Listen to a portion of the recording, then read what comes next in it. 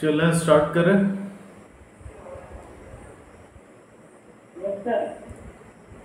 चलिए। अजीत जी, कुंदन, अंकित और अभी लोग जुड़ने से बाकी हैं। चलो तब तक स्टार्ट करते हैं। कल का डिस्कशन था हमारा फिजिकल हजार्ड के बारे में। फिजिकल हजार्ड के बारे में कोई डाउट किसी को, कोई सवाल, कोई क्वेश्चन? फिजिकल हजार्ड क्या है, कितने तरह के फिजिकल हजार्ड फैक्ट्री में अवेलेबल है, और उन फिजिकल हजार्ड्स के अगेंस्ट में क्या कंप्लायंसेस करने हैं, क्या नॉन कंप्लायंसेस माने जाएंगे, ये सारी चीज़ें कल हम लोगों ने डिस्कस किया था, है ना?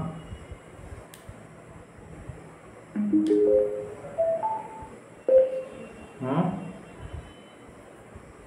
कल ये सारी चीज़ें हमने डिस्कस किया था फिजिकल हजार्ड से रिलेटेड। तो फिजिकल हजार्ड के बारे में कोई एक्सप्लेनेशन किसी तरफ से, किसी की तरफ से?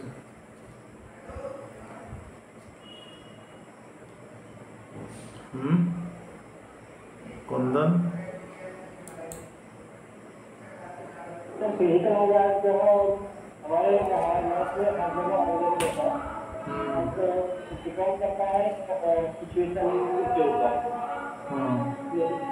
हम चाहे जिसकी परिस्थिति में रहते हैं या जिसकी परिस्थिति में वर्क कर रहे होते हैं, तो उस कंडीशन में हर जगह जो है फिजिकल हजार्ड होने के चार्जेस अवेलेबल होते हैं। जिसमें क्या होता है, जो वर्किंग कंडीशन है उसमें तो यहाँ पर सब कुछ फैसिलिटी है, वो मायने रखते हैं। जैसे हमारा वर्किंग कंडीशन है, वहाँ पे स्लिपरी होगा, पोजिशन ना हो, कंडीशन ना हो, वही तो उसमें चांसेस होते हैं कि हम जो है किसान तरह के किसान से गिर जाए, चोट लग जाए हमें। जो है कई बार जो है फिजिकल हजार्ड का एक बड़ा रीजन बन जाता है। हम कभी कभी ओवर कॉन्फिडेंस हो जाते हैं कि चीज़ों को जो है बहुत ही लाइटली ले लेते हैं। तो उससे क्या होता है कि निकलने के चांसेस ज़्यादा होते हैं और इससे हमें नुकसान हो जाता है। तो फिजिकल हजार्ड का मतलब शाब्दिक अर्थ क्या हुआ? फिजिकल हजार्ड बोलेंगे किसको? क्या क्या नुकसान पहुंचता है? अंकित, भौतिक खतरा का क्या मतलब? भौतिक खतरा कल बताया था ना? हाँ, क्या बताया था भौतिक फिजिकल खतरा के बारे में? तो यह व्यक्ति के मूलभूत संरचना में किसी भी तरह का जो है बदलाव या नुकसान होना जो है वो भौतिक खतरा में काउंट होता है। Musculoskeletal hazard mainly physical hazard है, जिसमें मसल्स से रिलेटेड इंजरी, बोन से रिलेटेड इंजरी और इस तरह की इंजरीज हैं, है ना? तो इस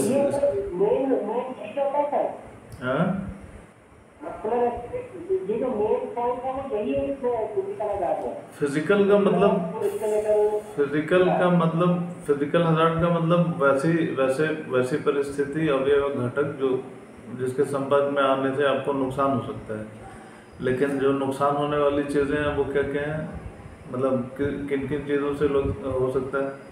फिसल कर, ठोकर लगकर गिरने से, मशीन पे चोट लगने से, या उसके चपेट में आने से, चारों ओर बंद कमरे से।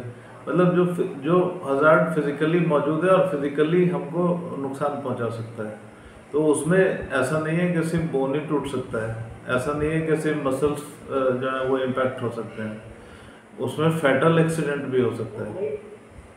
अगर एक्सीडेंट हो गया, कोई स्लिप करके मशीन के ऊपर गिर गया और सर टकरा गया उसका मशीन में, तो वो अनकॉन्शियस हो जाएगा, हो सकता है ब्रेन हेमरेज हो जाए।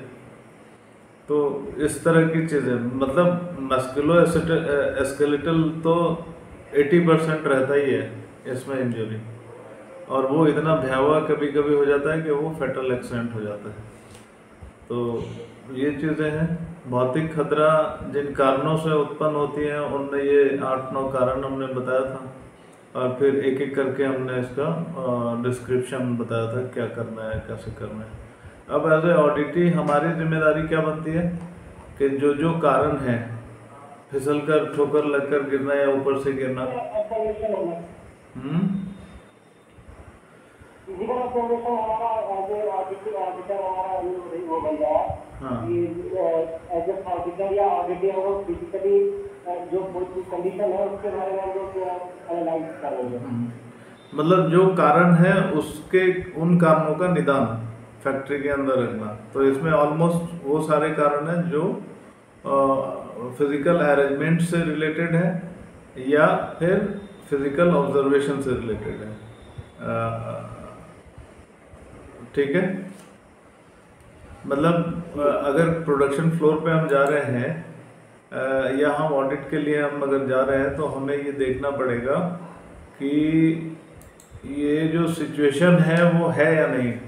प्रोडक्शन फ्लोर पे फिसल कर गिरने, ठोकर लगकर गिरने वाली चीज़ें है या नहीं है, फिजिकल ऑब्जर्वेशन हो जाएगा। मशीनों से चोट लगने का खतरा जो है लोगों को है या नहीं, मतलब उधर से पाथवे वगैरह डिफाइंड किया हुआ है या नहीं, अगर पाथवे है तो वो ब्लॉकेज तो नहीं है ना। चारों तरफ से बंद जगह वो दिखती है, कोई ऐसा पर्टिकुलर एरिया जहाँ पर काफ़ी आवाज़ है, मतलब ध्वनि काफ़ी है, बहुत अधिक टेम्परेचर या बहुत कम टेम्परेचर है, या बिजली से दुर्घटना होने की संभावना है, बिजली इलेक्ट्रिकल शॉक लग सकता है। तो ये सारे के सारे जो है फिजिकल जितने हजार्ड्स हैं उसको फिजिकली ऑब्जर्वेशन करना है। लेकिन जो डॉक्यूमेंट इससे रिलेटेड हमको मेंटेन करके रखना है वो क्या क्या है? डॉक्यूमेंट जो हमें मेंटेन करके रखना है वो क्या क्या डॉक्यूमेंट्स होंगे? सबसे पहले तो बिल्डिंग से रिलेटेड है तो मेंटेनेंस उसका जरूरी है, बिल्डिंग हो या मशीनरी हो तो उसका टाइम टू मेंटेनेंस उसका रिकॉर्ड रखना जरूरी है। और साफ सफाई का भी रेगुलर रिकॉर्ड रखना जरूरी होगा। ठीक है। और अगर कोई बंद जगह है तो वहाँ पे जो है वेंटिलेशन वगैरह की व्यवस्था को जो है प्रॉपर ढंग से किया जाना होना चाहिए। ठीक है, तो ये सारी चीजें मेंटेन करके फिर करोगे। नहीं इसके अलावा जो कहा था तो हेल्थ चेकअप भी रखना पड़ेगा, आई टेस्टिंग वगैरह। हाँ, ईयर टेस्टिंग, अगर अधिक साउंड में कोई काम कर रहा है तो उसका ईयर मतलब ऑडिबिलिटी टेस्ट रिपोर्ट हमको मेंटेन करनी पड़ेगी। और सबसे जो लीगल डॉक्यूमेंट जो हमें मेंटेन करना है वो क्या है? Risk assessment. जो भी प्रोसेस हो रहा है, जो भी एरिया है उसका रिस्क असेसमेंट करना है। और रिस्क असेसमेंट का तरीका क्या है कि आप उस एरिया में जाकर वहाँ के कर्मचारी से कांटेक्ट करके और उनसे जो भी डेंजर की संभावनाएं हैं उसके बारे में जानकारी लेंगे, फिजिकल ऑब्जर्वेशन करेंगे और फिर उसमें वो कितना सीवियर है, कितनी सीवियरिटी है, उसमें कितनी गंभीरता है उस खतरे में, उसके हिसाब से रिस्क असेसमेंट करेंगे और फिर रिस्क कंट्रोल मेजर्स लेंगे और कंट्रोल करने के उपाय करेंगे। इसके साथ साथ कर्मचारियों को प्रशिक्षण देना है। मतलब ये जो 2-3 डॉक्यूमेंट्स हैं वो लीगल रिक्वायरमेंट हैं और हेल्थ एंड सेफ्टी की किसी भी पार्ट में ये काम आती है। ठीक है, आज हम डिस्कस करने वाले हैं साइकोलॉजिकल हजार्ड के बारे में। अभी तक हमने बायोलॉजिकल, केमिकल, एर्गोनॉमिक और फिजिकल हजार्ड के बारे में समझा, इसके कंप्लायंसेस क्या हैं, इसमें नॉन कंप्लायंसेस क्या हैं, किन कारणों से ये बायोलॉजिकल हजार्ड, केमिकल, एर्गोनॉमिक और फिजिकल हजार्ड हो सकते हैं। तो एक चीज़ सिमिलरिटी सब में देखा गया, बायोलॉजिकल, केमिकल, एर्गोनॉमिक और फिजिकल हजार्ड में, कि इसके लिए कोई ना कोई अवयव, कोई ना कोई वस्तु, कोई ना कोई पदार्थ, कोई ना कोई रेज, कोई ना कोई घटक उसके लिए जिम्मेदार होता है उस खतरे के लिए। लेकिन आज जिस हजार्ड के बारे में हम बात करने वाले हैं उनसे इनका कुछ मतलब ही नहीं है। मतलब बायोलॉजिकल हजार्ड में क्या था? बायोलॉजिकल हजार्ड में बैक्टीरियाज और वायरसेस, इस तरह की चीज़ों का हजार्ड था। उनसे खतरा था। और ये खतरा कब था? जब नालियाँ जो है वो खुली बह रही हैं, सड़ रही हैं, और ड्रेन प्रॉपर क्लीनिंग नहीं है। इसके साथ ही जो है वो जो प्रोडक्शन फ्लोर है उस पर साफ़ सफाई कभी नहीं होती, उसमें डिसइंफेक्टेंट कभी नहीं लगाया जाता। तो इन सब कारणों से बायोलॉजिकल हजार्ड उत्पन्न होता है। या कोई ऐसी चीज़ है जो प्रोसेस के दौरान बाई प्रोडक्ट के रूप में निकला और उसे छोड़ दिया, वो सड़ गया, सड़ने के बाद उसमें बैक्टीरिया या वायरसेस पैदा हो गए और उसने नुकसान पहुंचाना शुरू कर दिया। तो इसके लिए बायोलॉजिकल हजार्ड के लिए ये चीज़ें चाहिए थी। उस हजार्ड के लिए केमिकल हजार्ड में केमिकल सब्सटेंसेस मटेरियल चाहिए था, मतलब बिना मटेरियल के कांटेक्ट में आए केमिकल अगर रखा हुआ है सपोज करो कहीं पर, तो उससे कोई नुकसान थोड़ी होना है। लेकिन केमिकल के कांटेक्ट में आने पर उसका नुकसान होगा, वो खतरनाक है। ठीक है, तो केमिकल हजार्ड के लिए जो सब्सटेंसेस हजार्डस हैं, जो हेल्थ को हजार्डस हैं, जो रेस्पिरेटरी सिस्टम को हजार्डस है, जो हमारे स्किन और मसल्स को हजार्डस है, तो ऐसे चीज़ों के कांटेक्ट में आने पर केमिकल हजार्डस, मतलब केमिकल हजार्डस का जो कांटेक्ट है ऐसे चीज़ों से। एर्गोनॉमिकल हजार्डस में हमने क्या देखा? एर्गोनॉमिकल हजार्डस में देखा हमने कि कोई वर्किंग कंडीशन ठीक नहीं है, कोई ऐसी क्रिया जो बार बार की जा रही है, या इस तरह के सिचुएशंस हैं, एक सिचुएशन कह लेते हैं हम। तो ऐसे सिचुएशन में एर्गोनॉमिकल इश्यूज पैदा हो जाते हैं। जैसे हमने बताया था कि बोन्स में या लिगामेंट में या मसल्स में इश्यूज आने शुरू हो जाते हैं। फिज़िकल हजार्ड में हमने क्या देखा कि फिज़िकल हजार्ड के लिए ज़िम्मेदार जो है कोई ना कोई परिस्थिति होती है, कोई ना कोई वस्तु होती है, कोई ना कोई खतरनाक किरणें होती हैं, जैसे सूरज की रोशनी में यूवी रेज होता है। तो इस तरह से ये सारी चीज़ें जो है वो नुकसान करने वाली है। मतलब इन चारों बायोलॉजिकल, केमिकल, एर्गोनॉमिक और फिज़िकल हजार्ड में कोई ना कोई परिस्थिति, कोई ना कोई अवयव, कोई ना कोई पदार्थ, कोई ना कोई खतरनाक किरणें उसमें जिम्मेदार हैं। लेकिन साइकोलॉजिकल हजार्ड में ये बिल्कुल इनसे विपरीत है। इसमें इस तरह की कोई चीज़ें नहीं है, ना कोई वायरस है, ना कोई केमिकल है, ना वर्किंग स्टेशन इम्प्रॉपर है, ना फिजिकल कोई कंडीशन ऐसा है जिससे चोट लगने के डर है। तो फिर क्या है इसके लिए जिम्मेदार? इसके लिए आपका काम जिम्मेदार है। आपको जो काम दिया गया वो किस तरह का काम है और उस काम को किस तरह से डिज़ाइन किया गया, आप उसको किस तरह से हैंडल कर रहे हैं उस काम को।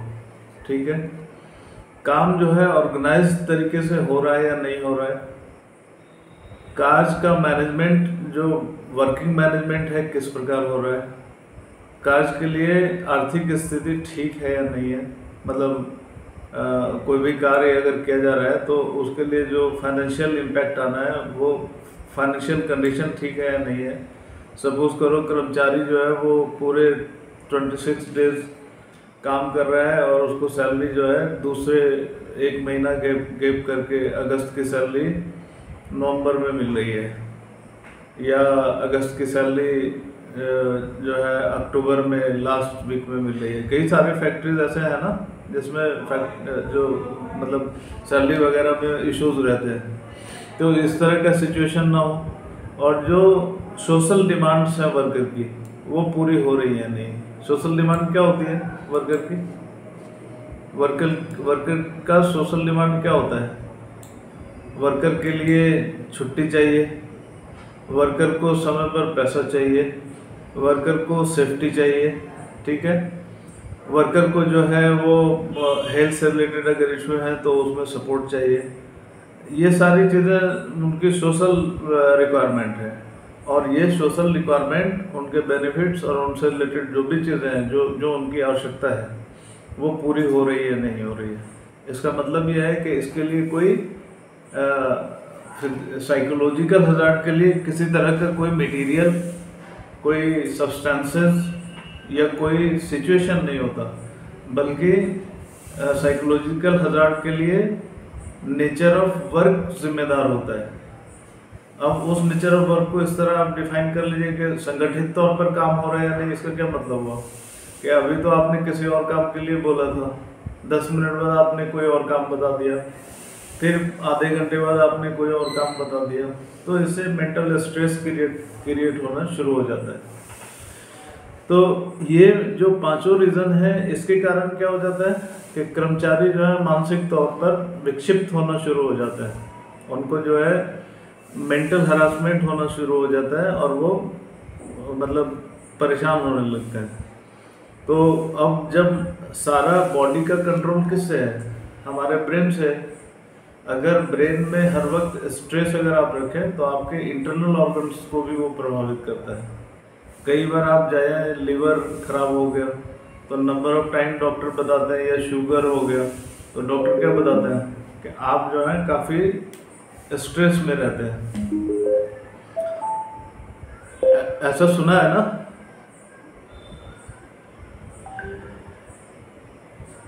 अजीत जी,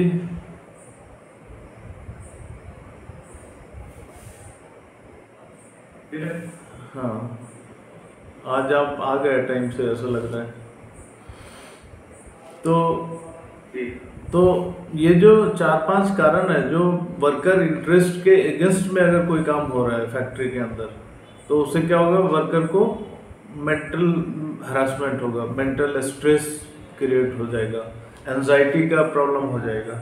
और एंजाइटी जब हो जाती है तब क्या क्या हो जाता है, तब वो शारीरिक तौर से भी बेकार हो जाता है और मानसिक तौर से भी बेकार हो जाता है। इसके साथ साथ कर्मचारी को जो है अगर फ्री ब्रेन से काम कर रहा है, उसको कोई चिंता भय नौकरी के जाने की नहीं है, तब तो ठीक है। लेकिन लगभग 90% लोगों को डर लगा रहता है कि कहीं हम ये काम करने जा रहे हैं, इससे कोई नुकसान ना हो जाए और हमारी नौकरी चली जाएगी। ऐसा होता है ना नंबर ऑफ टाइम। मतलब वर्कर लेवल पे हमेशा इस तरह के इश्यूज रहते हैं, डर में रहते हैं लोग कि अगर हमने कोई अच्छी बात भी बताई मैनेजमेंट को तो जाकर ऐसा ना हो कि कोई खिलाफ में कोई प्रतिक्रिया हो जाए और हमारे लिए गड़बड़ हो जाए। तो इस तरह से वो हर समय चिंता और भय में रहे। तो अब चिंता और भय जो है डिफरेंट बीमारियों को जन्म दे सकती है। ठीक है, अब इससे जो है इससे अगर कोई आदमी स्ट्रेस में कर रहा है और मशीन पे काम कर रहा है, या सपोज करो ड्राइविंग कर रहा है, तो आप क्या समझते हैं कि वो सुरक्षित ड्राइविंग या सुरक्षित मशीन पे काम कर सकता है? अगर कोई बंदा एंजाइटी में है या स्ट्रेस है ब्रेन पे उसके, और उसके पर्सनल इंटरेस्ट जो है वो प्रोटेक्ट नहीं हो रहे हैं ऑर्गेनाइजेशन में, उसको ठीक समय पर सैलरी नहीं मिल रही है, उसके काम की कोई निश्चितता नहीं है, वो कभी यहाँ कभी वहाँ कर रहा है, कंपनी की तरफ से जो वेजेस उसको मिल रहे हैं, जो सैलरी मिलनी है वो ठीक समय पे नहीं मिल रहा है, या वर्क स्टेशन पर जो है वो कुछ हरासमेंट टाइप का सिचुएशन है, सुपरवाइज़र या जो उससे ऊपर मैनेजर है वो हर समय काम के लिए प्रताड़ित कर रहा है, तो ऐसे कंडीशन में क्या होगा कि वो फैक्ट्री में मशीन पर काम करते समय तो एंजाइटी और 90% चांसेस है कि उसका एक्सीडेंट होगा, क्योंकि कंसंट्रेशन जो है वो उसका उस काम पर पूरा होगा नहीं। ठीक है, या ड्राइविंग कर रहा है, ड्राइविंग के समय बंदा बाइक से जा रहा है या कार से जा रहा है और दिमाग में 10 स्ट्रेस लेकर जा रहा है, तो सक्सेसफुल ड्राइविंग नहीं होगी और मे भी पॉसिबल कि उसका एक्सीडेंट हो जाए या किसी और का उसकी वजह से एक्सीडेंट हो जाए। तो इसमें कई सारी चीज़ें हो सकती हैं, मस्कुलर स्केलेटल डिजीज भी हो सकता है, हृदय से संबंधित रोग भी हो सकते हैं, और कई बार ऐसा होता है कि कोई कर्मचारी ऐसा था, सुनने में आया, पता चला बाद में अचानक से वो उसका जो है आज ठीक ठाक गया था और कल खबर आई कि उसका हार्ट फेलियर हो गया। तो उसके पीछे कोई ना कोई व्यावसायिक या उसके काम से संबंधित कुछ ना कुछ उसके पीछे ज़रूर काम कर रहा होता है। जैसे पिछले दिनों हमने ये बताया था कि अगर नॉर्मल साउंड में भी कोई बंदा 30 डेज 365 डेज अगर काम कर रहा है, तो ऐसे कंडीशन में क्या होगा, उसका बैड इफेक्ट उसके हेल्थ पे पड़ेगा। या नॉर्मल टेम्परेचर में या एबनॉर्मल टेम्परेचर में रेगुलर अगर 30 डेज कर रहा है तो ऑब्वियसली उसके हेल्थ पर उसका जो है वो बुरा असर पड़ेगा। तो ऐसे कंडीशन को एज ए फैक्ट्री ऑनर या as a responsible of the factory जिसके कंट्रोल में ऑक्यूपायर, उसकी जिम्मेदारी बनती है कि वो ऐसे कामों को ठीक करे और वर्कर्स के सिचुएशंस को समझे और उसको सपोर्ट करे। अब ये मैंने लिख दिया है पूरी तरह से।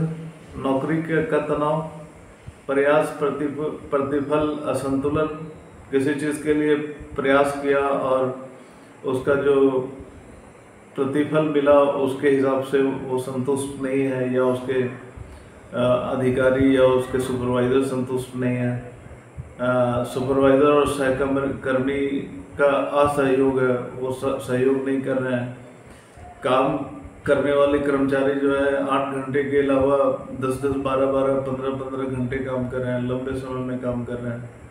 काम का प्रेशर है कि जल्दी करो काम। बहुत कम उत्पादन, और उत्पादन अगर हो रही है तो वो आउटसोर्सिंग से हो रही है। कई बार ये होता है ना कि ऑक्यूपायर कहते हैं कि तुम लोगों से काम नहीं हो रहा है, अब तो मुझे आउटसोर्सिंग करानी पड़ेगी। तो आउटसोर्सिंग के लिए वो मटेरियल को बाहर भेजते हैं। इस कंडीशन में क्या हो जाता है कि उस कर्मचारी का या उस डिपार्टमेंट के लोगों के दिमाग में आ जाता है कि अब हमारी नौकरी इनसिक्योर है। तो जब नौकरी इनसिक्योर है और उसके जीवन जीने का साधन है तो ऑब्वियसली वो क्या हो जाएगा, स्ट्रेस में हो जाएगा, और स्ट्रेस में होगा तो उसके हेल्थ पर उसका बुरा असर पड़ेगा। जोखिम भरा काम, कोई ऐसा काम जिसमें खतरा है, जिसको ज़बरदस्ती बोला जा रहा है कि वही कर लो, ऐसी सारी चीज़ें हैं जो साइकोलॉजी को, जो हमारा मनोवैज्ञानिक स्थिति है उसको डिस्टर्ब करती है।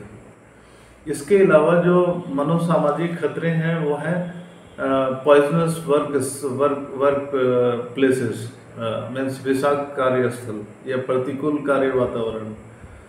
विषाक्त कार्यस्थल का मतलब क्लीनिंग नहीं हो रही है, वहाँ पर जो है बाई प्रोडक्ट सड़ रहे हैं, गल रहे हैं, ठीक है। वहाँ का वातावरण जो है बड़ा प्रदूषित टाइप का है, मतलब अजीब सा एक इन्वायरमेंट है काम करने का। ऐसे कंडीशन में एक दिन वर्कर काम करेगा, दूसरे दिन काम करेगा, और डेली जब ये सिचुएशन उसको मिलना शुरू हो जाएगा तो वो साइकोलॉजिकल डिस्टर्बेंस उसके साथ होना शुरू हो जाएगा।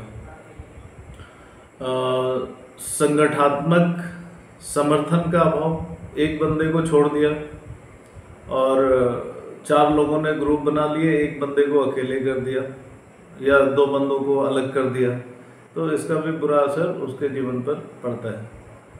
कार्य जीवन संतुलन का अभाव, जिसमें कार्य और पारिवारिक संघर्ष भी शामिल है।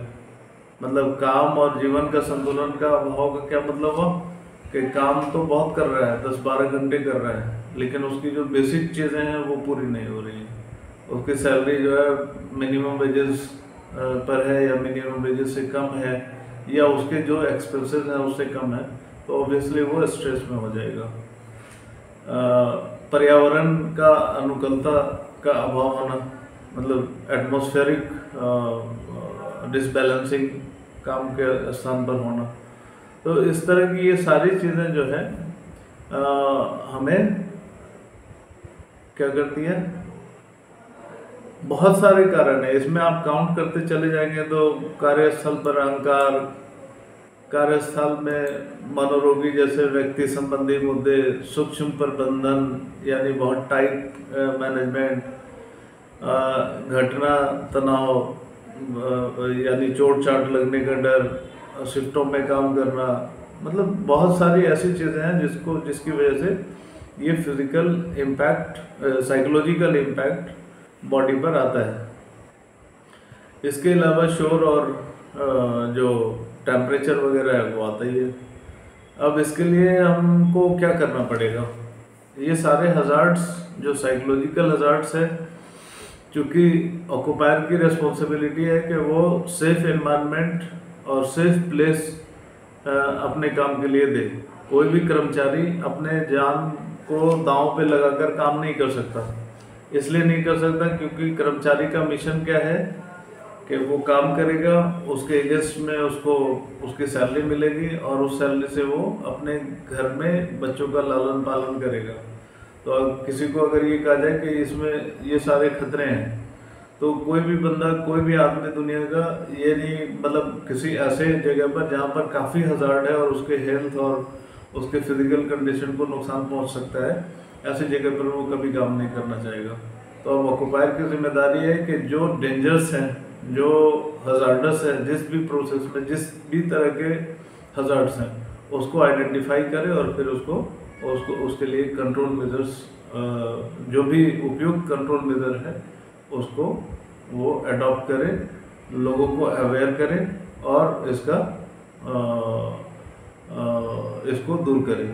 अब मनोसामाजिक खतरा की पहचान या उसका मूल्यांकन कैसे करेंगे? सबसे पहले तो आइडेंटिफिकेशन है कि यहाँ पर साइकोलॉजिकल इश्यूज हैं या नहीं हैं। अगर हैं तो फिर उसको आइडेंटिफाई करना होगा। तो उसके लिए कुछ एविडेंसेस होते हैं। कर्मचारियों से आप जाकर रूबरू होकर उनसे बात करें, आपको अंदाज़ा हो जाएगा साइकोलॉजिकल कंडीशन क्या है इस कर्मचारी का। आप जो है गैदर करके लोगों से बात करें, आपको पता चल जाएगा कर्मचारी का मानसिक स्थिति क्या है। आप जो है कुछ इंसिडेंट एक्सीडेंट के रिपोर्ट्स देखें, मतलब एक ही पर्टिकुलर आदमी के साथ अक्सर जो है उसका फिंगर कट जा रहा है या अक्सर उसके साथ एक्सीडेंट हो रहा है, इंसिडेंट कुछ ना कुछ हो रहा है, तो इसका मतलब है कि उसके साथ कुछ ना कुछ इशू है, साइकोलॉजिकल इशू है। अगर हर तरह से मशीन और इक्विपमेंट ठीक है, अगर वर्किंग कंडीशन ठीक है, तो मे बी पॉसिबल कि उसके साथ कोई ना कोई स्ट्रेस या किसी न किसी तरह का साइकोलॉजिकल रिवर्स इफेक्ट है, जिसकी वजह से वो अक्सर इंसिडेंट के चोट में आता है। तो उसके लिए इंसिडेंट रिपोर्ट देखेंगे। श्रमिकों को मुआवजा का मतलब उनका जो इंटरेस्ट है, उनके जो उनके काम के अगेंस्ट में जो उनको बेनिफिट्स देने हैं, जो उनकी सर्विस देने हैं, जो उनको बोनस और इस तरह की चीज़ें देनी है, ये सारी चीज़ें उनको मिल रही हैं प्रॉपर या नहीं मिल रही हैं। अगर मिल रही हैं तो वो पूरी तरह से संतुष्ट हैं या नहीं हैं। तो ये सारी चीज़ें जो है वो देखकर समझ में आ जाता है कि हमारे वर्कर्स में की मेंटल कंडीशन क्या है। इसके अलावा क्या होता है कि किसी भी जब आदमी स्ट्रेस में होता है तो बिल्कुल दुनिया अच्छी नहीं लगती। जब कोई आदमी टेंशन में होता है तो क्या होता है, काम भी गया, सब कुछ गया, हर चीज़ आदमी इग्नोर करना शुरू कर देता है। और तो फिर क्या होता है कि फैक्ट्री में आप उसके अटेंडेंस रिकॉर्ड को देखें कि कोई पर्टिकुलर एम्प्लॉई अटेंडेंस, किसी पर्टिकुलर एम्प्लॉई का अटेंडेंस रिकॉर्ड क्या है। अगर आपको डाउट है कि इसका साइकोलॉजिकल कंडीशन ठीक नहीं है, तो ऐसे कर्मचारी को बुलाकर उससे बात करें और उसके अनुपस्थिति का कारण जानें, उसके अब्सेंटिज्म का कारण जानें। तो ये सारे फैक्टर्स हैं। फिर जो टर्नओवर डाटा है, जो फैक्ट्रीज का या बिजनेस का जो टर्नओवर डाटा है, इसको देखकर भी पता चल जाएगा। अगर टर्नओवर डाटा प्रॉपर नहीं है, इसका मतलब क्या हो रहा है कि ऐसे कर्मचारी को या कर्मचारियों को समय पर उनके हिसाब से उनको उसका उनकी सैलरी या उनको बेनिफिट्स नहीं मिल रहा है। ये सारे कारण जो है वो क्या करता है, साइकोलॉजिकल इफेक्ट को दर्शाता है। अब साइकोलॉजिकल इफेक्ट को मतलब सबसे पहले तो क्या करते हैं हम, अगर कोई साइकोलॉजिकली डैमेज है, कोई साइकोलॉजिकली अगर इम्पैक्टेड है किसी का ब्रेन, तो एज ए ऑक्यूपायर या एज ए मैनेजर हमारी ड्यूटी बनती है कि उस बंदे को बुलाकर काउंसलिंग करें और उसके सिचुएशन को नोट करें और नोट करके ऐसे सिचुएशन को रिमूव करें ताकि वो इन चीज़ों से बाहर आ जाए। अब जनरल एक मैं डिस्कशन कर रहा हूँ कि नंबर ऑफ डिजीज़ अभी ऐसी हैं जिसको डॉक्टर्स ने ये कह दिया कि ये स्ट्रेस की वजह से, आप स्ट्रेस फ्री रहो। जैसे ही आप डॉक्टर के पास जाते हो वो कहता है कि आप स्ट्रेस में रहते हो। जैसे पेट में गैस बहुत बनता है तो डॉक्टर बोलता है कि आप बहुत ज़्यादा स्ट्रेस में रहते हो, शुगर की बीमारी लेकर जाओ। वो कहता है कि आप बहुत ज़्यादा स्ट्रेस में रहते हो क्या, दिल से रिलेटेड कोई बीमारी लेकर जाओ, वो कहता है कि आप बहुत टेंशन और स्ट्रेस में रहते हो क्या। इसका मतलब ये है कि ये साइकोलॉजिकल जो बैड इम्पैक्ट है, जो साइकोलॉजिकल नेगेटिव इम्पैक्ट है, वो मनुष्य के जीवन को बर्बाद करता है और नई नई बीमारियों को जन्म देता है। ठीक है, अब इसके लिए कंट्रोल मेजर्स क्या लेने हैं हमें। तो कंट्रोल मेजर में कितने कंट्रोल मेजर्स हैं स्टैंडर्ड के हिसाब से? अजीत जी 5 है। ठीक है, 5 में सबसे पहला कंट्रोल मेजर एलिमिनेशन। ठीक है, ठीक है। सेकंड कंट्रोल मेजर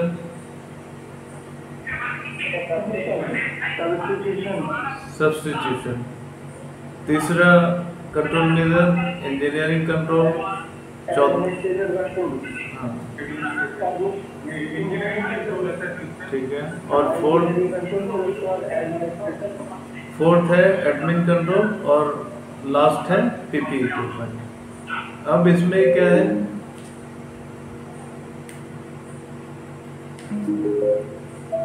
अब इसमें जो कंट्रोल मेजर्स हमें लेने हैं वो ये 3 तरह के कंट्रोल मेजर्स लेने हैं: सब्स्टिट्यूशन, इंजीनियरिंग कंट्रोल और एडमिनिस्ट्रेटिव कंट्रोल। सब्स्टिट्यूशन में क्या कर सकते हैं, यहाँ पर हमने देखा वर्क डिज़ाइन प्रॉपर नहीं है, मतलब काम के करने का कोई किस तरह काम करना है एक उसका कोई प्रॉपर डिफाइंड सिस्टम नहीं है। तो ऐसे काम को डिज़ाइन करके कैसे करना है, प्लान करके उस काम को कराना, यानी अनुचित वर्क डिज़ाइन को उचित करना। ओवर वर्क के कारण अगर कोई मेंटल स्ट्रेस में है, मतलब ओवर आवर्स काम कर रहा है या बहुत ज़्यादा काम कर रहा है, विदाउट रेस्ट काम कर रहा है, तो फिर उस एक्सेस आवर्स को मिनिमम आवर्स में सब्स्टिट्यूट करेंगे। अगर कोई 12 घंटे 15 घंटे या 14 घंटे काम कर रहा है और करने के बाद वो स्ट्रेस में आ रहा है, तो इसको सब्स्टिट्यूट करेंगे उसके वर्किंग आवर को रिड्यूस करके। और फिर श्रमिकों को जो अपने आप को बिल्कुल असहाय महसूस कर रहा है उसको सहायता प्रदान करेंगे। ठीक है। नेक्स्ट आता है इंजीनियरिंग कंट्रोल। इंजीनियरिंग कंट्रोल में हमने ये देखा कि कई बार जैसे कि हमने बताया कि वहाँ पर जो है वो वर्किंग स्टेशन ठीक नहीं है, काम करने का कंडीशन जो है वो बहुत गड़बड़ है, कुर्सियाँ ठीक नहीं, बेंच ठीक नहीं, टेबल ठीक नहीं, वर्किंग जो एरिया है वो उबड़ खाबड़ टूटा फटा। ठीक है, एक दिन आदमी काम करेगा, दूसरे दिन करेगा, लेकिन 30 डेज उसी एरिया में काम करना है, तो ऑब्वियसली उसको ये लगने लगेगा कि किस तरह हम एग्जीक्यूट करें अपने काम को। तो ऐसे एरियाज को ठीक करना है। इसके अलावा जो कार्यस्थल पर हिंसा होती है, जैसे हिंसा का मतलब जैसे 4 लोगों ने ग्रुप बना लिया, एक को अलग कर दिया, या 4 आदमी मिलकर एक आदमी का हंसी मजाक उड़ा रहे हैं, या उसके ऊपर टोंटबाजी कर रहे हैं, या उसका किसी तरह से हरासमेंट कर रहे हैं, तो इसके लिए कैमरा लगाकर उसकी मॉनिटरिंग करेंगे। कैमरा लगा होगा और फिर हम उसको मॉनिटरिंग करेंगे। कैमरा अगर लग गया वर्किंग स्टेशन में तो कर्मचारी वैसे ही सतर्क हो जाते हैं कि भैया यहाँ पर कैमरा लग रहा है और एडमिन वाले लोग देख रहे हैं, इसलिए इसको इस तरह की एक्टिविटी नहीं होगी। अगर एक्टिविटी होगी तो फिर उसके अगेंस्ट में एक्शन लिया जाएगा। तो कैमरा लगाना है। नॉइज़ अगर बहुत ज़्यादा है तो नॉइज़ लेवल कम करने के उपाय किए जाने हैं। नॉइज़ या हीट वगैरह भी आदमी को इरिटेट करता है। जैसे गर्मी के मौसम में अभी आदमी हर समय इरिटेटेड रहता है। अगर बाहर 1 घंटे को निकल जाए धूप में और घर में वापस आ जाए तो उसका पारा जो है बिल्कुल चढ़ा हुआ होता है। वो घर में आए और सामने वाला घर के मेंबर्स अगर कुछ बोलते हैं तो ज़बरदस्त गुस्से में हो जाता है। 90% लोग ऐसे होते हैं। गर्मी से बाहर से अगर आए तो इरिटेटेड आते हैं। इसका कारण क्या है? साइकोलॉजिकल इफेक्ट है टेम्परेचर का। या बहुत अधिक सर्दी फील करके आ रहे हैं, तब देखिए आप उनकी एक्टिविटी, वही कंडीशन होता है, वो इरिटेटेड होते हैं। इसी तरह से आवाज़ अधिक अगर है तो ऐसे कंडीशन में भी इरिटेशन होता है और फिर इरिटेशन से बीमारियां उत्पन्न होती हैं। तो नॉइज़ लेवल को कम करने का उपाय किया जाए। पिछले लेक्चर्स में हमने डिस्कस किया था कि नॉइज़ लेवल कम करने के लिए क्या क्या उपाय करने हैं। मशीनरी से आवाज़ हो रही है तो मशीन का प्रॉपर मेंटेनेंस करवाना है। अगर नई मशीन है और उसमें नॉइज़ लेवल ज़्यादा है तो जो मैन्युफैक्चरर है उसको इन्फॉर्मेशन देना है कि आपके मशीन में ज़्यादा आवाज़ है, उसको कम करने का उपाय करना है। इसके अलावा नॉइज़ लेवल को कम करने का सबसे अच्छा उपाय यह है कि जो भी लोग काम कर रहे हैं उस एरिया में, चाहे आवाज़ कम ही है लेकिन 30 डेज है, तो वहाँ पर ईयर प्लग वगैरह का पीपी इक्विपमेंट का उनको इशू करेंगे और उनको गाइड करेंगे कि आप पीपी इक्विपमेंट का इस्तेमाल करें। और इससे रिलेटेड अगर कोई इक्विपमेंट चाहिए या कोई इंस्ट्रूमेंट वहाँ पर लगाना है साइकोलॉजिकल डिसऑर्डर को रिड्यूस करने के लिए, तो इक्विपमेंट का प्रबंध करेंगे। जैसे टेम्परेचर कम करने के लिए एसी की व्यवस्था करेंगे, अगर बहुत अधिक सर्दी है तो वहाँ पर हीटर की व्यवस्था करेंगे। तो इस तरह की व्यवस्थाएं इंजीनियरिंग कंट्रोल के तहत करेंगे और उसको हम करेंगे। अब आता है एडमिन कंट्रोल। एडमिन क्या करेगा? जॉब रोटेशन की नीति बनाएगा। मतलब कोई आदमी अगर एक ही टेम्परेचर में, एक ही साउंड में या एक ही तरह के इन्वायरमेंट में काम कर रहा है तो उसको जॉब रोटेशन के माध्यम से चेंज करते रहेंगे। चेंज करने से क्या होगा कि अगर 30 डेज वो उसके इम्पैक्ट में आने वाला था तो 30 डेज नहीं आ पाएगा, वो फिर 15 डेज हो जाएगा। वर्क प्लेस वायलेंस की नीति बनाएंगे। जो कार्यस्थल पर जो हिंसाएं होती हैं, हरासमेंट होता है, जो भी होता है, तो इससे संबंधित नीति बनाएंगे और नीति से अवगत कराएंगे कर्मचारियों को। उसमें दंड इत्यादि का भी प्रोविजन रखेंगे। ठीक है। हरासमेंट की नीति बनाएंगे। हरासमेंट में सेक्सुअल हरासमेंट भी है और हरासमेंट में वो भी चीज़ें हैं कि कोई आदमी किसी आदमी को हर समय बोल रहा होगा तू तो पागल है। 4 आदमी मिलके उसको बोल रहे हैं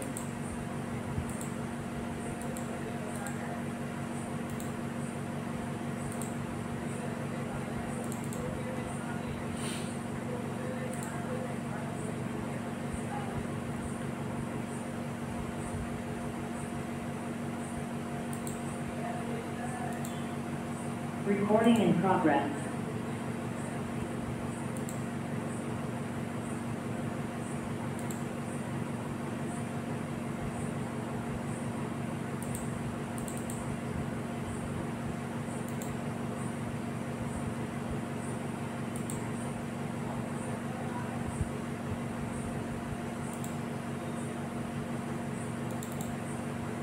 हाँ,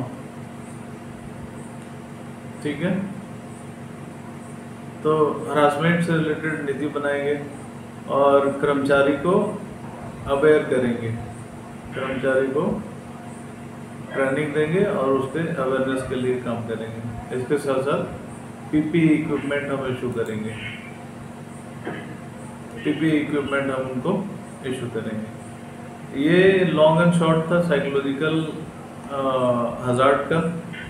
सबसे पहले साइकोलॉजिकल हजार्ड क्या है ये हमने बताया। जिस तरह बायोलॉजिकल, केमिकल, एर्गोनॉमिक और फिजिकल हजार्ड के लिए कोई सब्सटेंस, कोई मटेरियल, कोई पदार्थ, कोई घटक, कोई सिचुएशन चाहिए, साइकोलॉजिकल हजार्ड के लिए ऐसा कुछ नहीं है। साइकोलॉजिकल हजार्ड जो है टोटली आपके काम और काम के नतीजे पर डिपेंड करता है या काम के कंडीशन पर डिपेंड करता है, वातावरण पर डिपेंड करता है।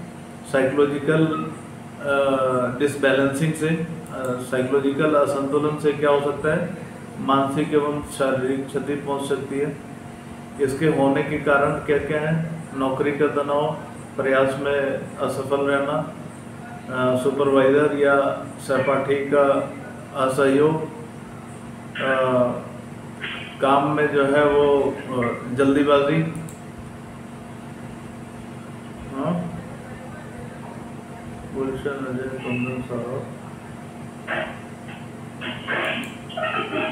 ठीक है। जी सर। और कोई ऐसा भावनात्मक कार्य का संतुलन नहीं रहना, नौकरी की असुरक्षा और डेंजरस वर्क पे किसी कर्मचारी को लगाना। इसके अलावा जो मनोसामाजिक खतरे हैं उसमें विषाक्त कार्यस्थल या प्रतिकूल कार्य वातावरण, जो रिक्वायरमेंट है उस काम के करने का उसके अपोजिट में कोई अरेंजमेंट, उसके बाद ऑर्गेनाइज्ड रूप में समर्थन करना मिलना, ठीक है, वातावरण करना मिलना, व्यवहार संबंधी मुद्दे जैसे आक्रामकता, कार्यस्थल पर बदमाशी, यौन उत्पीड़न, इस तरह के सिचुएशंस वर्किंग स्टेशन पे होना, और कार्य में अहंकार जैसी चीज़ें होनी, या प्रबंधन का बहुत सूक्ष्म होना, संगठनात्मक संघर्ष में कमी होना, घटना का तनाव रहना दिमाग में, शिफ्टों में काम करना, ये सारे कारण हैं और इनकी वजह से ये चीज़ें हुई। अब जो हज़ार्ड असेसमेंट है उसको हम किस तरह कर सकते हैं? उस कर्मचारी से बात करके अकेले में या संगठित तौर पे उससे बात करने पर, या कुछ एक्सीडेंट रिपोर्ट देखने पर, या एब्सेंटेज रिकॉर्ड देखने पर, या कंपनी का टर्नओवर देखने पर, या श्रमिकों के मुआवजे और सोशल बेनिफिट्स को के कंडीशन को देखने पर पता चलता है। साइकोलॉजिकल हज़ार्ड्स के control measures substitution, engineering control और एडमिनिस्ट्रेटिव कंट्रोल है। इसमें किसी तरह का पर्सनल प्रोटेक्टिव इक्विपमेंट, अगर साउंड है तो वो एक अनदर इशू है, आप उसमें साउंड को रिड्यूस करने के लिए दे रहे हैं एक इक्विपमेंट। लेकिन इसमें एडमिनिस्ट्रेशन कंट्रोल में आपको जॉब रोटेशन की नीति बनानी होगी, वर्क प्लेस वायलेंस को अवॉइड करने के लिए नीति बनानी होगी, हरासमेंट, वर्क प्लेस हरासमेंट की पॉलिसीज प्रोसीजर बनाने होंगे, कर्मचारियों को उससे रिलेटेड एजुकेशन और ट्रेनिंग देना होगा, और पीपी इक्विपमेंट आप सूटेबिलिटी के हिसाब से उसको इशू करेंगे। सब्स्टिट्यूशन में हमने बताया था कि अगर कोई वर्क स्टेशन अनुचित है तो उसको उचित करेंगे, ओवर वर्क को लोअर वर्किंग आवर्स में रिप्लेस करेंगे, सब्स्टिट्यूट करेंगे, श्रमिकों को सहायता और व्यक्तिगत नियंत्रण इत्यादि देंगे। इंजीनियरिंग कंट्रोल में इंजीनियरिंग से रिलेटेड जो भी चीज़ें आती हैं वो हम उसको प्रोवाइड करेंगे। ये तो था आपका साइकोलॉजिकल हज़ार्ड। अब पिछले बायोलॉजिकल, केमिकल, एर्गोनॉमिक और फिजिकल हज़ार्ड के बारे में कोई क्वेरी?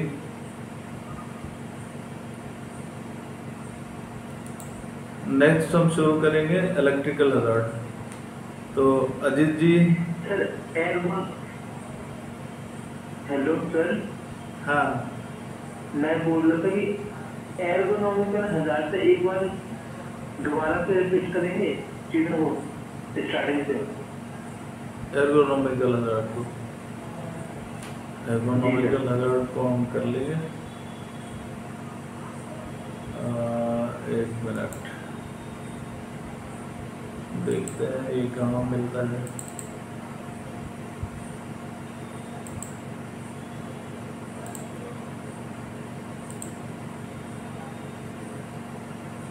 एर्गोनॉमिक हज़ार्ड कब हमने किया था?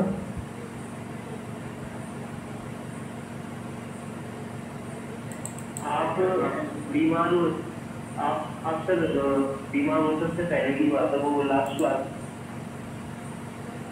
सर मैंने आपने बताया था कि काम के आदमी के हिसाब से काम होना चाहिए, जबरदस्ती ज़्यादा काम किसी को नहीं देना चाहिए, इस टाइप का उसमें था।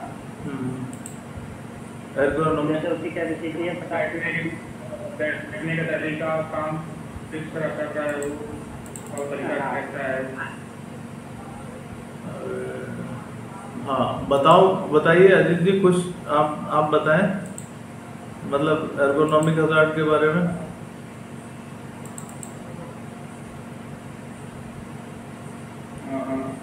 सर एक्चुअली वो लेक्चर तो मैंने मिसिंग किया हुआ था, वो दिन नहीं था मैं। नहीं, आपने बताया से फोकस किए थे कि जो काम होगा उसके अकॉर्डिंग आदमी मतलब आदमी की कैपेसिटी, वर्कमैन की कैपेसिटी के हिसाब से काम को दिया जाएगा, ना कि काम के हिसाब से आदमी को जबरदस्ती बोल दिया जाएगा कि ये आपको करना है। इस टाइप से चाहता उसमें। चलो ये जैसे कोई काम 4 घंटे कर सकता है, उसको हम बोल रहे हैं कि आप 8 घंटे करो। वो उसकी कैपेसिटी 10 किलो उठाने की, उसको हम बोल रहे हैं कि 20 किलो उठा के ले जाओ। तो इस टाइप से उसमें था। हाँ, एर्गोनॉमिक हजार्ड के बारे में हमने ये डिस्प्ले हो रहा है। नहीं सर, नहीं हो रहा सर। अच्छा, वो साइकोलॉजी को लाई, साइकोलॉजी को लाई चैप्टर डिस्प्ले होगा, पेज डिस्प्ले होगा। बेसिकली सर काम करने की तरीका और काम को कैसे वो हैंडल कर रहा है, हैंडलिंग के तरीके को बताएं। देखो, एर्गोनॉमिक के बारे में मैंने ये बताया था कि एर्गोनॉमिक्स एक विज्ञान है जिसमें काम को वर्कर के हिसाब से फिट करना है, न कि वर्कर को काम के हिसाब से फिट करना है। ठीक है, वर्कर के हिसाब से क्या कर सकता है वो, है ना, उसके हिसाब से उसको जॉब असाइन करना है। तो उसमें जो फैक्टर्स थे वो डिजाइनिंग वर्क स्टेशन था, अच्छे काम करने के यंत्र थे, ठीक है, और कितने आराम और कितने एफिशिएंसी से कोई आदमी कर रहा है, ये चीज़ें डिपेंड कर रही थी एर्गोनॉमिक्स के हिसाब से। एर्गोनॉमिक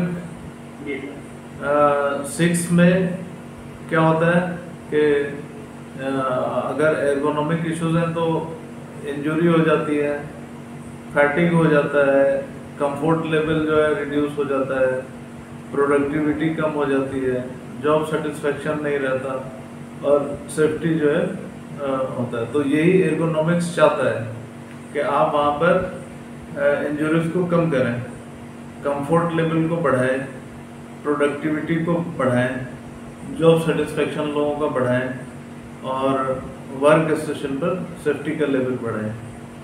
अब इसमें जो अगर कोई वेल डिज़ाइन जॉब है तो वो आपको हर्ट नहीं करेगा। मतलब वेल डिज़ाइन का मतलब आपके हिसाब से अगर कोई काम आपको दिया गया है तो वो तो आपको नुकसान नहीं करेगा, लेकिन आपके हिसाब से अगर कोई काम नहीं है तो वो आपको नुकसान करेगा। अब जैसे मुझे बोल दिया जाए कि आप जो है बंडल उठाकर ट्रक में डालो, अब किसी बॉस ने कह दिया तो करना पड़ेगा, लेकिन करने का क्या नतीजा होगा, क्योंकि मुझे ज़बरदस्ती उस काम के लिए फिट कर रहे हो तो मेरे मसल्स क्रैम्प हो जाएंगे, बोन भी खिसक सकता है, मतलब नंबर ऑफ इंजरीज हो सकते हैं और फिर स्ट्रेस का लेवल जो है काफ़ी हाई हो जाएगा और हम उस काम को एग्जीक्यूट करते करते पता चला बीमार पड़ जाएंगे। तो एर्गोनॉमिक कहता है कि ये सिचुएशन हमें जो है ये सिचुएशन हमें क्रिएट नहीं होने देना है।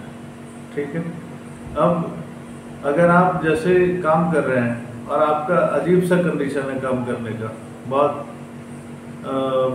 मतलब बार बार एक ही चीज़ उठा कर रख रहे हैं, उठा रहे हैं, रख रहे हैं, उठा रहे हैं, रख रहे हैं, या आप टेढ़े मेढ़े होके बैठे हुए हैं क्योंकि आपका वर्क स्टेशन ठीक नहीं है तो आपकी कुर्सी टेढ़ी है और आप टेढ़े बैठे हैं, या वर्किंग पीपल जो वर्कर्स हैं वो टेढ़े मेढ़े बैठे हैं और काम कर रहे हैं। काम तो उनको करना ही है लेकिन वो बड़े अजीब से पोस्चर में बैठे हैं, तो अल्टीमेटली एर्गोनॉमिक इश्यूज उनको क्रिएट हो जाएगा। उनको उस समय तो लगेगा कि ठीक है उन्होंने एग्जीक्यूट कर लिया काम, लेकिन बहुत सारे इश्यूज उनके साथ हो जाएंगे। इसके साथ साथ अगर काफ़ी टेम्परेचर है तो टेम्परेचर का बहुत इफेक्ट उस पर आने वाला है। एक ही काम बार बार अगर हम कर रहे हैं तो मस्कुलोस्केलेटल सिस्टम अफेक्टेड हो जाएगा। तो जो इसके सिम्टम्स अपीयर होने लग जाते हैं वो आदमी जो है डिस्कम्फर्ट हो जाता है, शरीर में इधर उधर पेन शुरू हो जाते हैं, चिंता होने लग जाती है, ये सारे इश्यूज होने शुरू हो जाते हैं। मस्कुलोस्केलेटल डिसऑर्डर मेन चीज़ है इसमें, जो क्रोनिक इंजरीज है। इसमें सॉफ्ट टिश्यूज मसल्स का या टेंडन्स या लिगामेंट या नर्व्स या जॉइंट्स ऑफ बोन या ब्लड वेसल्स, ये इसमें डैमेज होते हैं। क्योंकि रिपीटेड मतलब फ्रिक्वेंट नेचर का काम होता है, बार बार एक ही तरह का काम कर रहे हैं, या बार बार एक ही तरह का वेट कैरी कर रहे हैं, या बार बार डेली जाकर एक ही सिचुएशन में बैठ रहे हैं, या अजीब से सिचुएशन में काम करने का जगह नहीं है और उसमें घुस कर किसी तरह काम कर रहे हैं। तो इस तरह से ये सारी चीज़ें जो है सॉफ्ट टिश्यूज मसल्स के, टेंडन्स, लिगामेंट, नर्व्स, जॉइंट्स, ये सारे के सारे डिस्टर्ब होने शुरू हो जाते हैं। अब हमने आपको दिखाया था टेंडन्स, और अभी डिस्प्ले हो रहे हैं नहीं हो रहे हैं?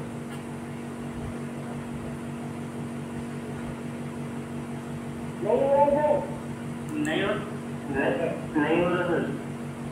अच्छा, ऐसा क्यों हो रहा है आज? ऐसा होना तो नहीं चाहिए।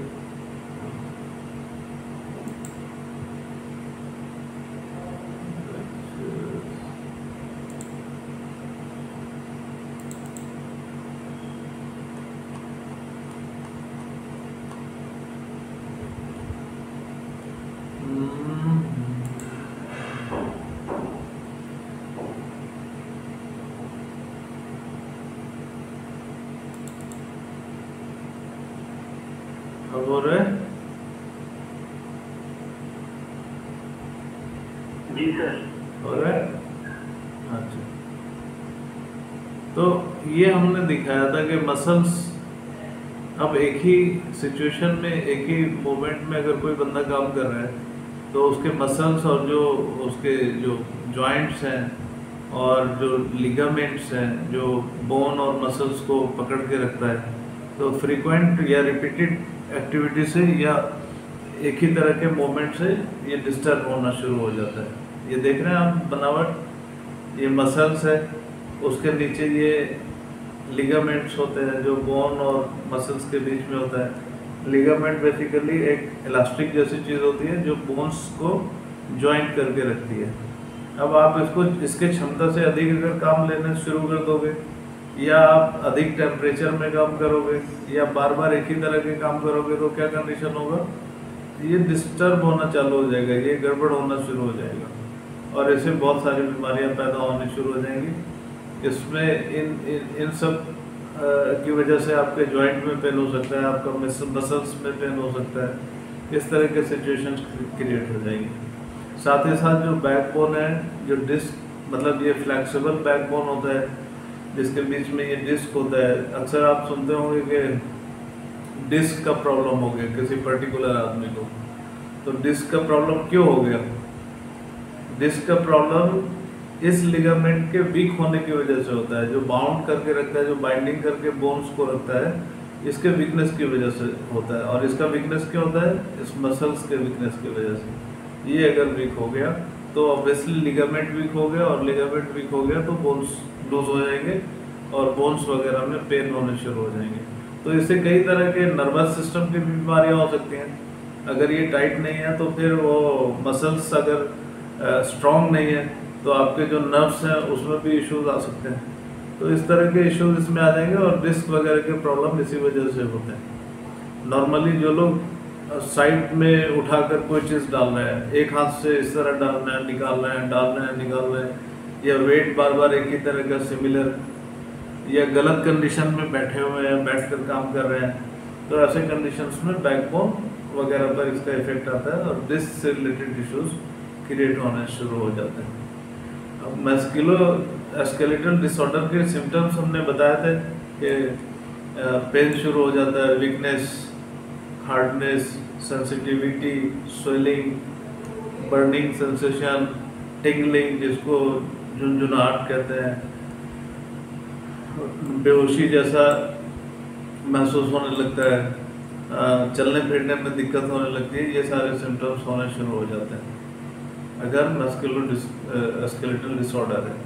उसके लिए एर्गोनोमिक रिस्क फैक्टर्स हमने आपको दिखाया था कि अब ये बंदा काम कर रहा है, ये बोल्ट लगा रहा है, फोर्स लगा रहा है, बोल्ट लगाने के लिए मशीन का इस्तेमाल कर रहा है, लेकिन वो क्या कर रहा है? बहुत ही अजीब से पोस्चर में फोर्स लगा रहा है। अब यही काम अगर ये 30 डेज और 10 डेज और 15 डेज या पूरे साल अगर इसी तरह कर रहा है तो ऑब्वियसली इस आदमी को ये इशू हो जाने वाला है, मतलब इसका मस्कुलर स्केलेटल डिसऑर्डर हो जाने वाला है। तो इसके लिए सही पोस्चर हो, ठीक है। हेवी लिफ्टिंग कर रहा है ये बंदा, हेवी लिफ्टिंग जब भी कोई सामान हम उठाते हैं तो उसके लिए बैलेंस्ड वेट लिफ्टिंग का सिस्टम होना चाहिए, मतलब दोनों हाथ से दोनों पैर पर बराबर से खड़े होना चाहिए, दोनों हाथों से उठाना चाहिए और पेट से उस मटेरियल को सहारा देना चाहिए। अब ये बंदा लिफ्टिंग कर रहा है, ये कंडीशन देख रहे हो। अगर ये रिपीटेडली कर रहा है तो इसके मस्कुलर स्केलेटल डिसऑर्डर होने के चांसेस हैं। ये हाथ पे उठा के वेट ले जा रहा है तो प्रॉब्लम हो जाएगी। प्रॉपर इक्विपमेंट हम इस्तेमाल न करें। अब मैंने बताया था कि चाबी से कोई बोल्ट टाइट करनी है तो उसके लिए चाबी चाहिए थी, अब प्लास से ही टाइट करना चालू कर दिया और डेली यही कर रहा है, तो क्या कंडीशन होगा, कुछ न कुछ इश्यूज क्रिएट हो जाएंगे। ये पोस्चर है खड़े होने का, खड़े होकर ये काम कर रही है मैडम। अब ये पोस्चर बिल्कुल गलत है, ये कंफर्टेबल नहीं है। आगे आने वाले समय में इनको डिस्क से रिलेटेड भी इश्यूज हो सकते हैं और बहुत सारे इश्यूज हो सकते हैं। तो इस तरह से ये पोस्चर्स हैं, ये वाइब्रेशन पे काम कर रहा है। वाइब्रेशन की मशीन से अगर कोई बंदा रेगुलर 30 डेज काम कर रहा है तो उसके फिंगर्स में, उसके आर्म्स में, उसके पूरे हैंड में नर्वस सिस्टम के इश्यूज हो सकते हैं और कई तरह के इश्यूज जनरेट हो सकते हैं। तो ये एर्गोनॉमिक्स कहता है कि ये सब काम आप जरूर कराएं। ऐसा नहीं है कि आप स्क्रू लगाना छोड़ देंगे, आप वेट लिफ्टिंग करना छोड़ देंगे या आप स्क्रू खोलना छोड़ देंगे, आप किसी चीज़ को ब्रेक करना है, फ्लोर ब्रेक करना है, तोड़ देंगे। सिर्फ ये कहता है कि आप उस आदमी के फिटनेस और उसके रिक्वायरमेंट के हिसाब से जॉब दें। और इसके लिए फिर कंट्रोल मेजर्स क्या है कि अब इसको सुटेबल इक्विपमेंट, अगर पावर टूल चाहिए लगाने के लिए तो पावर टूल दीजिए, लिफ्टिंग के लिए अगर कोई अरेंजमेंट करना है तो आप लिफ्टिंग कराइए, वाइब्रेशन की जगह पर अगर कोई और सिस्टम हो सकता है फ्लोर ब्रेकिंग का तो आप उस सिस्टम को इम्प्लीमेंट करिए। इस तरह से आप वर्क प्लेस को के एर्गोनॉमिक हजार्ड को रिड्यूस कीजिए, ठीक है। ये हमने आपसे डिस्कस किया।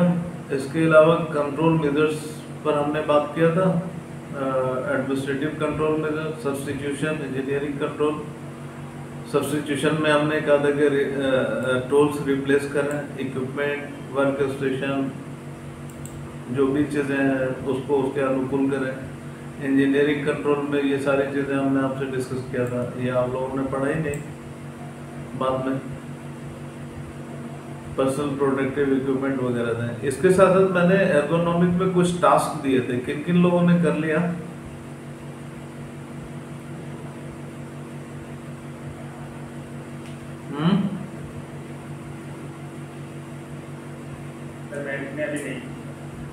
किया किसने किया ये तो पता चले।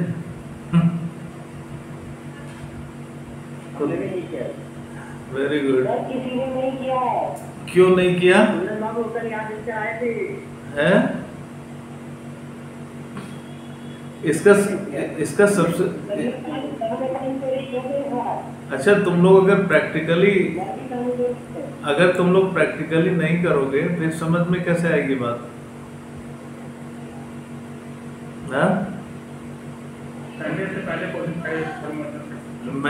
मैंने एक सबसे पहले पेज पे लिखा था, how do people get hurt at work and the control measures.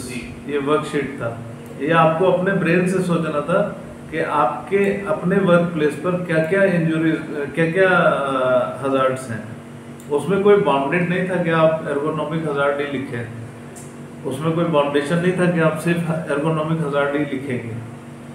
जो जिस भी टाइप के हजार्ड्स आपके वर्किंग स्टेशन पे मौजूद हैं, चाहे वो बायोलॉजिकल हजार्ड है, केमिकल हजार्ड है, फिजिकल हजार्ड है, इलेक्ट्रिकल हजार्ड है, मतलब किसी भी तरह का जो भी हजार्ड आपको लगता है कि ये खतरनाक चीज़ है तो उसको यहाँ नोट डाउन करना है और उसके अगेंस्ट में क्या कंट्रोल मेजर, जो कंट्रोल मेजर तो आप लोग अच्छी तरह समझ गए, तो क्या कंट्रोल मेजर इसके अगेंस्ट में होगा वो लिखिए, ताकि मैं असेसमेंट कर सकूं कि हाँ अब आप लोगों को समझ में आ रहा है कि रिस्क असेसमेंट क्या है। सबसे इम्पोर्टेंट चीज़ और लीगल डॉक्यूमेंट है रिस्क असेसमेंट। जब तक रिस्क असेसमेंट नहीं तब तक हेल्थ एंड सेफ्टी का कोई कंट्रोल मेजर नहीं, और जब तक कंट्रोल मेजर नहीं तब तक दुनिया भर के एक्सीडेंट और बीमारियाँ। तो ये as a occupier, as a auditee, as a auditor, ये सब चीज़ें हम लोगों को चेक करने की जिम्मेदारी है और हमें करनी चाहिए। ठीक है, तो उसको खुद उसको करिए और उसको करके कंप्लीट करिए। इसी तरह से रिस्क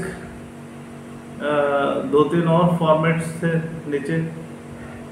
वर्क प्लेस पर क्या रिस्क है और पॉसिबल सॉल्यूशन क्या है, उससे सजेशन हमने आप लोगों से रिक्वेस्ट किया है कि आप लोगों को सजेस्ट करिए कि ये रिस्क है और फोर्सफुल मोशन में क्या रिस्क है, ऑकवर्ड पोस्चर में क्या रिस्क है, रिपीटेशन ऑफ वर्क में क्या, रिपीटेशन ऑफ वर्क में क्या रिस्क है, और उसका पॉसिबल सॉल्यूशन आपके दिमाग में क्या चल रहा है।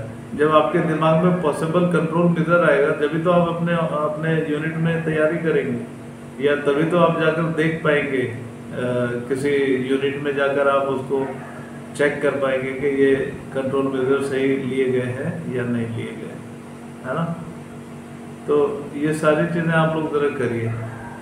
अब एर्गोनॉमिक सॉल्यूशंस की बात कर रहे थे, इश्यूज की बात हमने किया। अब आप इस इमेज में देखिए क्या क्या डिफरेंसेस है। इस इमेज में जो पहले हमने फिगर दिखाया था, जो पोस्चर था खड़े होने का, एक मिनट, पहले वाले में झुक के खड़ा हुआ है और बेटर ये है कि सीधा खड़ा होते हैं। नहीं, पहले वाले में बेंड, आप अभी आप स्क्रीन पे देख पा रहे हो? जी सर। हाँ, पहला पोजीशन ये है जिसमें झुक कर काम किया जा रहा है, वो भी माइक्रोस्कोप से कुछ देख रही है, लेकिन उसका वर्किंग का जो पोस्चर है वो किस तरह का है। और ये देखो रिलैक्स पोस्चर है ना। तो ये पोस्चर चाहता है हमारा एर्गोनॉमिक्स। इस दूसरे पिक्चर में देखो, फ्लोर क्लीनिंग के लिए एक बहुत छोटा सा कोई हाथ में इक्विपमेंट है और काफ़ी बेंड होकर कर रहे हैं। अगर ये 30 डेज कोई आदमी ऐसे काम करे तो क्या समझ सकते हो, उसका रिस्क अपने कंडीशन में रहेगा या उसके मस्कुलो स्केलेटल सिस्टम जो है वो ठीक रहेंगे? नहीं रहेंगे। तो उसका तरीका क्या है कि ये सही करेक्ट पोस्चर है। थर्ड, चेयर के पीछे कोई बैक नहीं और यहाँ पर बैक सपोर्ट है, तो आप रिलैक्स होकर काम कर सकते हैं।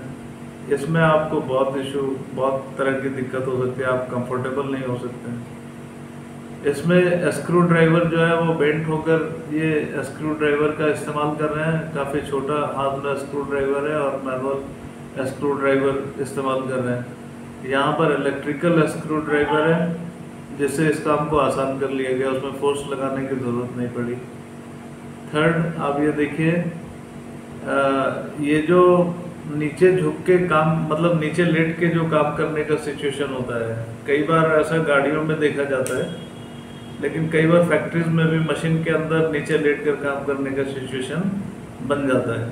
तो ऐसे कंडीशन में आप गर्दन को इस तरह से लेट करके गर्दन को उठा करके कितने देर रह सकते हो, जिस कंडीशन में ये बंदा काम कर रहा है। ये 10 मिनट से ज़्यादा नहीं रख सकता आदमी अपना सर। 10 मिनट के बाद उसकी गर्दन जो है जवाब दे देगी और वो परेशान हो जाएगा। लेकिन रेगुलर बेसिस पर अगर ऐसा कोई काम कर रहा है तो बीमार पड़ जाएगा। तो इसके लिए क्या है कि गर्दन के नीचे उसने यहाँ पर सेकंड पोस्चर में सपोर्ट दे दिया। ठीक है, सपोर्ट दे दिया तो अब वो इजीली गर्दन उठाकर देखकर और काम कर रहा है, तो इससे उसको वो कंफर्टेबल महसूस करेगा। यहाँ पर ये क्लॉथ कटिंग का काम हो रहा है, टेबल की चौड़ाई काफ़ी है और वो बंदा जो है पूरा मेजरमेंट कर रहा है यहाँ तक, हाथ दूसरे छोर तक टेबल का लाकर, मतलब टेबल के दूसरे छोर में हाथ लाकर काम कर रहा है। तो ये हमेशा नहीं कर सकता, अगर फ्रीक्वेंटली कर रहा है तो उसका बोन, उसका लिगामेंट, उसके मसल्स पर उसका इम्पैक्ट आने वाला है। अब इसने क्या किया, यहाँ पर देखो, इसने इसी को उठा लिया और कंफर्टेबल होकर काम कर रहा है। तो ऐसे सिचुएशन उनको एर्गोनॉमिक कहता है कि ऐसे सिचुएशन हमें वर्क स्टेशन पर बनाने चाहिए और वर्कर के हिसाब से उनको वर्क असाइन करने चाहिए। ये था एर्गोनॉमिक्स। और कोई चीज़, और कोई कंफ्यूजन?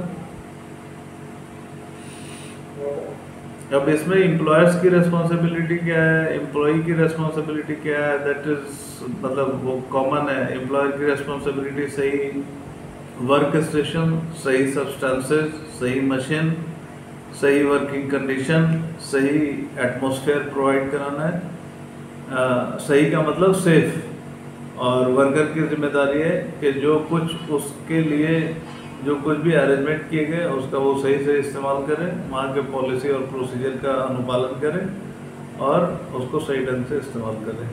ठीक है, ये सारे rights and responsibilities of the worker है। और कुछ